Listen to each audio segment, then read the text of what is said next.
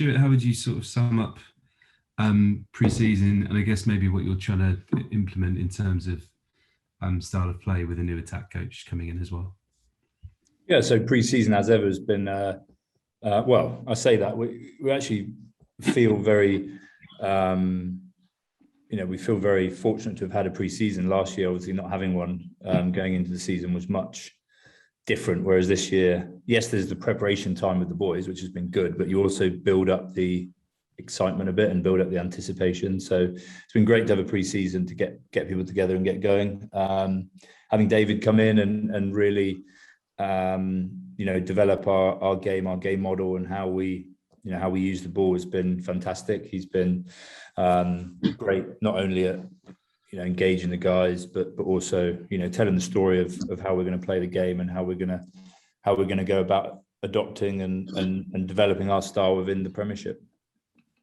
Just how big a shift has that been, or how much of a change can people expect to see, I guess, in terms of that attack? Yeah, no, I think I think in general we made progressions through the last season as well. I think there was a few standout games where we didn't. Montpellier at home, for example, we didn't look up. We spent our time looking down and got bogged down in a contact heavy game. But I thought there was moments through last year and parts of last year where we did develop. We actually scored a lot more tries than we did the year before. So it was developing. This is obviously another step up and another change in the evolution towards being the team that we want to be. So we hope that everyone sees a different approach to the game, and one which is a development of what we've done before. I appreciate you've been asked about him probably a lot by now, but in terms of Danny Cipriani and what he's bringing, Sam Hill talked about his communication. Can you just give us an insight into how good he is in that regard? Yeah, he's quality all round. I think, when you've got the experience he's got, it allows you that time and that capacity to talk to people and execute during a game, and can't be underestimated. He's obviously had a year out of the game, but you can still see the quality that he has and hear it as well, because a big part of his role is organising this team and organising people into position to get the very best out of them. So yeah, he's doing that well. And he's helping other people do that as well.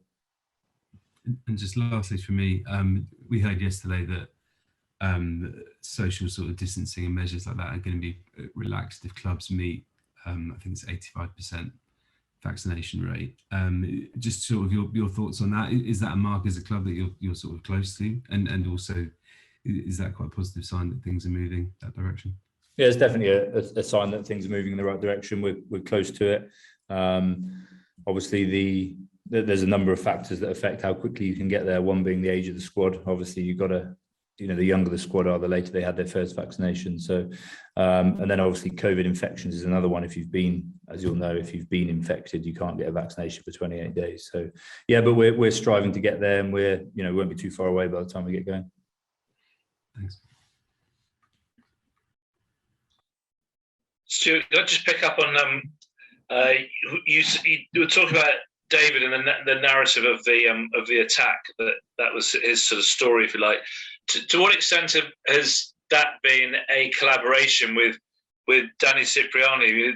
We know that Danny likes to run an attack, and at Gloucester they said he was kind of the attack coach himself. So how have you managed to get that to work? Yeah, well, that's obviously something which is very clear. When you bring somebody in a pivotal position like 10, you want them to lead. You don't want to bring somebody in to do what they're told. You want to bring someone in to lead, and that means that they do spend time with the coaches. But Danny's obviously the guy who plays 10. But I'll be honest, like Ben Spencer, Ollie Fox, Orlando Bailey, they all spend time with David and coming up with an attack structure that works for everybody. David runs it. David's in charge of it, and then Hats as head coach is overseeing that as well. But the players, it's absolutely about them being involved in developing it rather than just being, hand it over, there you go and play that game. We want people who can, adapt and play and spot moments of weakness in opposition and go after it on the field. So, it's obviously part of the strategy is around getting the best out of people, and to get the best out of Danny, he's got to have some ability to play what he sees and play the attack the way he wants on the field. As you mentioned, he's had quite a few months away from the game. How long will it take him to find his feet, do you think? I mean, is that a problem? Or, I mean, people get injured and come back after 9 months or whatever. Roughly, that's what it's been, I think. Yeah, exactly. And that's exactly the time frame you're looking at. Like somebody does an ACL is normally out for about 9 months. So I think the positive side of it is that he's had an opportunity to refresh. He's had an opportunity to think a bit differently and really come back excited and energized to play the game. So it wasn't like he was nursing an ACL, for example, when the time he was off. He was recuperating and now he's come back. He's absolutely excited to play. It's going to take all of the lads a few games to get up to speed. So he'll be in the same position. Is he kind of mentoring Orlando? Is that part of his role, or is that just what you'd hope to happen because he's the senior 10 and Orlando's a kid still, effectively? No, he's absolutely mentoring him. Yeah, he's absolutely part of his role, and it's something that he spoke to me about. He wants to help the next group of people come through. He knows he can't go on and play forever, but for him, it would be fantastic if he can have an impact on the younger guys that are going to go on longer than he is, and his legacy, if you like, can be helping those guys develop to a level where they can, aspire to be where he got to. And just finally on that subject, you know perfectly well that everything that Danny does is going to be watched closely. I mean, talk about on the field, that is. People are absolutely fascinated about what he can bring, and there were plenty of us who stand to look pretty stupid because we thought that was his Premiership career over when he walked out when he left Gloucester towards the end of last year. You obviously, some people would say this is a gamble that you've taken to sign him. You obviously made a very educated decision there. And can you explain why you thought that wasn't a gamble and the right decision to make for you for this coming season? Yeah, look, whenever you bring somebody into the organisation, the purpose of any process that you go through is to take as many of the unknown parts out of it. And within rugby, you've got so much footage, so that ticks the box around how they play the game. You can watch people play. I've played with Danny years ago and watched him play. I know what he can do on the field, and then you get to the point where you can talk to people about him. You can talk to other people that you trust in the game about their experiences of him, and then the next thing on top of that is you meet the people. And when Danny came around to my house, it was very clear to me that he had an incredible desire to compete and get back out and try and win the Premiership. That was very clear to me, that he had a drive, a real burning ambition to do that, and in doing that to help younger players. And I didn't go into that meeting saying, you can go into meetings in a few ways. You can go into them saying, I'm definitely going to sign this player, I'm just double checking. And I went into that meeting thinking, this is a really exciting prospect. I'm going to make sure that when I ask the questions and I can reflect on it and think that this is absolutely the right thing for the club. And I came out of the meeting buzzing because he was so energized and so enthused about what he could achieve in the Bath jersey with the people that we've got, that it was, I felt at that moment that it was absolutely the right thing for this club. And all through my time here, I've prided myself on making the decision that's right for the club. And having had that, having been through all the data, having looked at his games, having spoken to people, and then having that meeting, it all pointed towards him being the right person to come in. When did you play with him? Would have been England Saxons, I don't know, 2005 or something. I don't know. Yeah. Long time ago. Interesting. Well, we'll look forward to that one. Absolutely. Me too. Stuart, your thoughts on Sale? I know you won up there last time, one of your best performances of the season. What are you expecting this time around?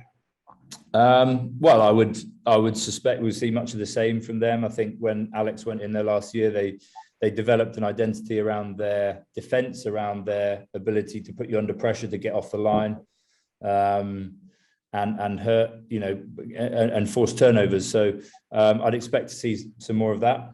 I'd expect them to be, obviously they'll be wanting to compete again. The last couple of times we've been up there, we've got a good victory, so I'm sure that'll be in their minds.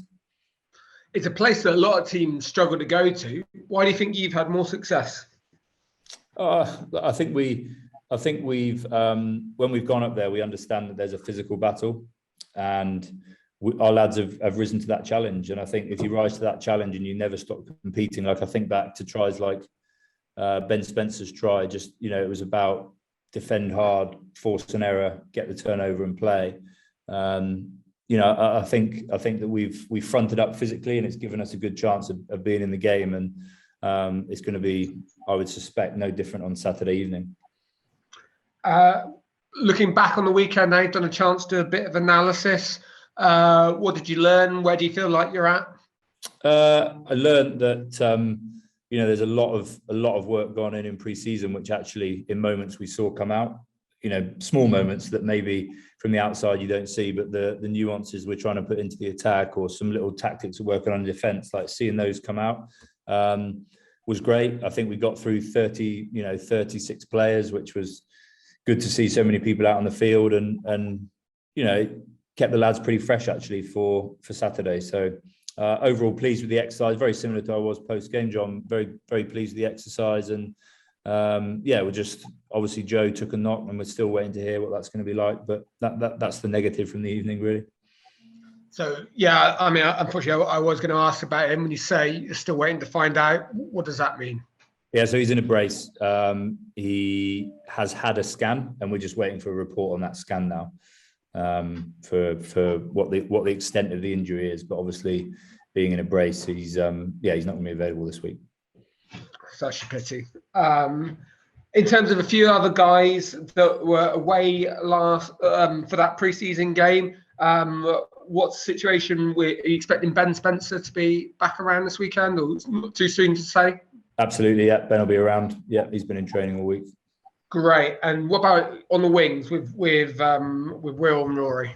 Yeah, so those guys are probably, when we spoke about it last year, like those guys are back in training. So yeah, it's just then a judgment call on when we put them back in, that they're back out there on the field and pretty much full sessions. So it just becomes a decision on when we think they're ready to play. Is Talupe back in at Farley? He is, yep. So him and Anthony came back in on Monday. They had their 5 weeks away, and now they're back in and starting their build up towards being able to play. I guess that'll just be get a few weeks of training into him before you launch him back in.